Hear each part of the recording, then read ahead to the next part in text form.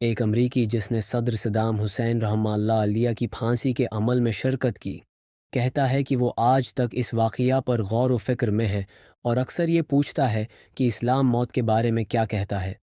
اس نے کہا، صدام ایسا شخص ہے جو احترام کے لائق ہے۔ رات 2 بجے گرینچ کے مطابق صدام حسین کی کوٹھڑی کا دروازہ کھولا گیا۔ پھانسی کی نگرانی کرنے والے گروہ کا سربراہ اندر آیا اور امریکی پہری داروں کو ہٹنے کا حکم دیا۔ پھر صدام کو بتایا گیا کہ 1 گھنٹے بعد اسے پھانسی دی جائے گی۔ یہ شخص ذرا بھی گھبرایا نہیں تھا۔ اس نے مرغی کے گوشت کے ساتھ چاول منگوائے جو اس نے آدھی رات کو طلب کیے تھے۔ پھر شہد ملا گرم پانی کے کئی پیالے پائے۔ یہ وہ مشروب تھا جس کا وہ بچپن سے عادی تھا۔ کھانے کے بعد اسے بیت الخلا جانے کی پیشکش کی گئی، مگر اس نے انکار کر دیا۔ رات 2:30 بجے صدام حسین نے وضو کیا، ہاتھ، منہ اور پاؤں دھوئے اور اپنے لوہے کے بستر کے کنارے بیٹھ کر قرآن مجید کی تلاوت کرنے لگے۔ یہ قرآن انہیں ان کی اہلیہ نے بطور تحفہ دیا تھا۔ اس دوران پھانسی دینے والی ٹیم پھانسی کے پھندے اور تختے کا جائزہ لے رہی تھی۔ 2:45 بجے مردہ خانہ کے 2 افراد تابوت لے کر آئے اور اسے پھانسی کے تختے کے پاس رکھ دیا۔ 2:50 پر صدام کو کمرہ پھانسی میں لایا گیا۔ وہاں موجود گواہان میں جج، علماء، حکومتی نمائندے اور ایک ڈاکٹر شامل تھے۔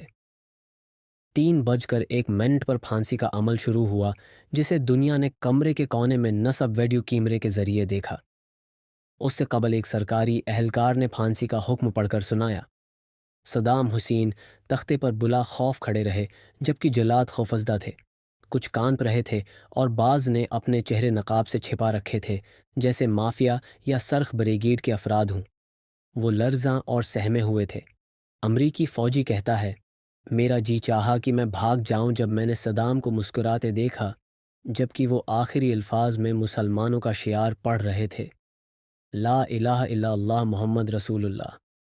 میں نے سوچا کہ شاید کمرہ بارودی مواد سے بھرا ہوا ہے اور ہم کسی جال میں پھنس گئے ہیں، کیونکہ یہ ممکن ہی نہیں لگتا کہ کوئی شخص اپنی پھانسی سے چند لمحے پہلے مسکرا دے۔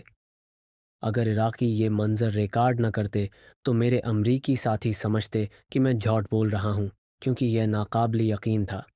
لیکن راز یہ ہے کہ اس نے کلمہ پڑھا اور مسکرایا۔